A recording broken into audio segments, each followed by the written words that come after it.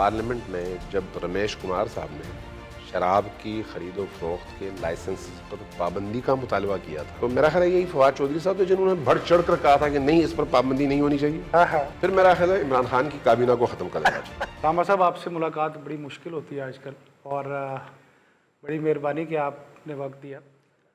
सवाल ये है कि आखिर प्रॉब्लम क्या है फवाद चौधरी साहब को? वो कहते हैं कि उलमा कराम का कोई ख़ास मफाद है ईद को पीर को करवाने का, हर बार ये मसला होता है, मतलब कोई ख़ास प्रॉब्लम? बिस्मिल्लाहिर्रहमानिर्रहीम। फवाद चौधरी साहब वही हैं ना जिन्होंने पार्लियामेंट में जब रमेश कुमार साहब ने शराब की खरीद व फरोख्त के लाइसेंस पर पाबंदी का मुतालबा किया था, एक हिंदू होते हुए, और कहा था कि हिंदुज़म में भी मना है, इस्लाम में भी मना है, मसीहियत में भी मना है, यहूदियत में भी मना, जितने भी अदियान हैं सब में हराम है, तो आप क्यों इजाज़त देते हैं? तो मेरा ख्याल है यही फवाद चौधरी साहब थे जिन्होंने बढ़ चढ़ कर कहा था कि नहीं, इस पर पाबंदी नहीं होनी चाहिए। अब अगर वो इस्लाम के फैसले करने लगे तो फिर मेरा ख्याल है इन्ना लिल्लाहि व इन्ना इलैहि राजिऊन।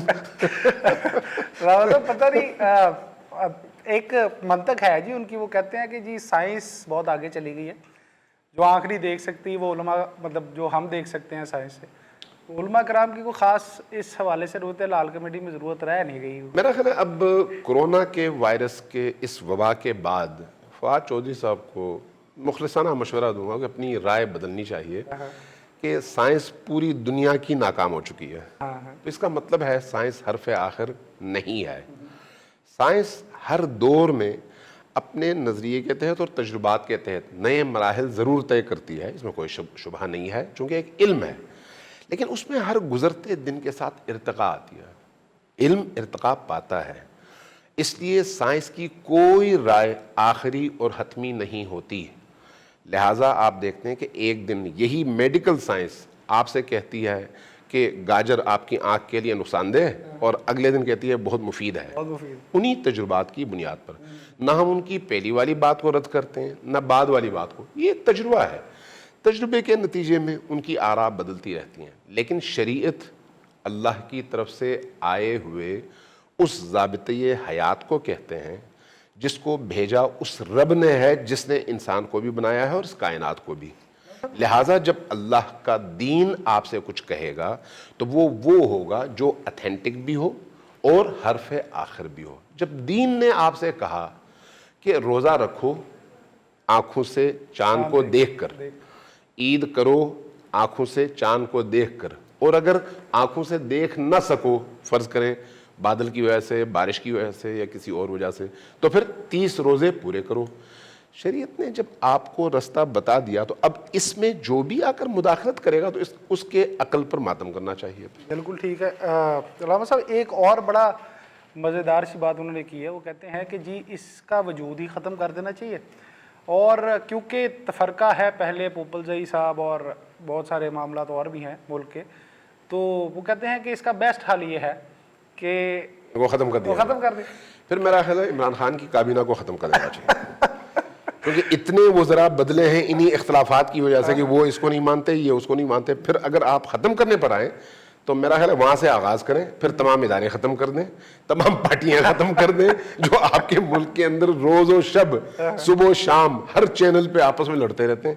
भाई, इख्तलाफ राय का होना इंसानी फितरत है, इंसानी अक्ल में इस्तक़लाल है। इंसान कभी भी दूसरों की राय को जब तक खुद मुतमईन न हो कबूल नहीं कर पाता। लिहाजा दो अफराद का मतलब दो आरा और दो नज़रियात हैं। लिहाजा उन दो नज़रियात के टकराव के नतीजे में जहाँ पर दलील भारी होगी वहाँ पर कबूल करना पड़ेगा। ये अकल कहती है, यानी मंतिक कहती है, और पूरी दुनिया ये कहती है। तो फिर अब अगर अच्छा, आखिर में रामा साहब एक बात पूछना चाहूँगा कि दीन में इर्तिका की, जैसे आपने बात की, दीन में जिद्दत की गुंजाइश तो पूरी मौजूद है, यकीनन है, तो इससे उलमा का कोई इख्तलाफ नहीं। देखिए, ये मैसेज जाना चाहिए उनको। बिल्कुल, देखिए, दीन अल्लाह तबारक व तआला ने भेजा कब? 1500 साल पहले, जब आज की कोई टेक्नोलॉजी उस ज़माने में मौजूद न थी, ठीक है, और अल्लाह ने ये कहकर भेजा कि ये दीन ता क़यामत है, चूँकि अब किसी और ہادی برحق نے اللہ کی طرف سے نبی کی صورت میں آنا نہیں ہے. بے شک جی. ٹھیک. جب ایسا ہے تو پھر دین کو تا قیامت ہونا چاہیے. اب اگر دین کو تا قیامت استوار اور زندہ ہونا چاہیے تو پھر دین کے پاس ہر زمانے کے مسئلے کا حل بھی ہونا چاہیے. اسی کو ہم فقہا کی زبان میں اجتہاد کہتے ہیں. اجتہاد مختلف شکلوں میں ہر دور میں زندہ رہی اور آج بھی موجود ہے. علماء کرام اجتہادی نظریات کے تحت اپنے زمانے کے تقاضوں کے مطابق آراء قرآن اور سنت سے اخذ کر کے پیش کرتے ہیں. میں اس کی ایک مثال دیتا ہوں. مثلا مسافر کی نماز جو ہے وہ قصر ہوتی ہے. اب مسافر کی تعریف کیا ہے؟ جو زمینی مسافت طے کرے. مثلا 10 کلومیٹر، 100 کلومیٹر، 1000 کلومیٹر، یہ جو زمینی مساحت ہے یہ طے کرنے کا مطلب سفر ہے.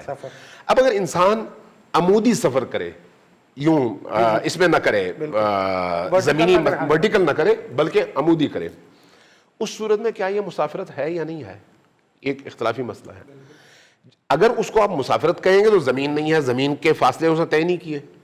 اب اگر اس کو آپ مسافرت کہیں گے تو آپ کی وہ جو آپ کا بنایا ہوا اصول ہے زمین کی مسافت کو طے کرنا، وہ ظاہر اس لیے اس کو سفر نہیں کہا جاتا.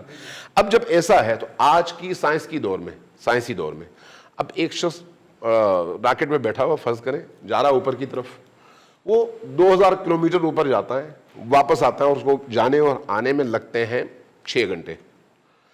جب وہ عمودی جا رہا ہے اور عمودی اتر رہا ہے تو جب وہ اترے گا تو وہاں نہیں اترے گا جہاں سے وہ اوپر گیا تھا. بالکل ٹھیک، بالکل ٹھیک. اب زمین نے سفر کیا ہے، اس شخص نے سفر نہیں کیا. اب یہاں پر وہ آیا نماز پوری پڑھے گا یا قصر پڑھے گا؟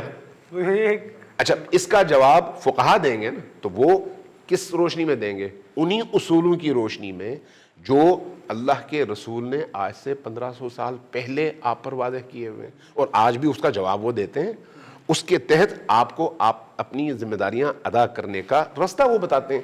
اس کا مطلب یہ ہے کہ دین آپ کے مروجہ علوم سے نہ صرف ٹکراتا نہیں ہے بلکہ حل نکالتا ہے، اور اسی حل نکالنے کا نام اجتہاد ہے، اور وہ دروازہ کھلا ہوا ہے. فواد چودھری صاحب کو ہم جی پیغام یہ دیتے ہیں کہ علماء کرام میں کوئی اختلاف نہیں، اور ان کو چاہیے کہ وہ اس حیثیت کو جانیں اور سمجھیں. نہیں، اگر یہ جو اختلاف ہے اس کو ہم اختلاف نہیں کہتے، چونکہ علمی اختلاف 2 ڈاکٹروں میں ہوتا ہے.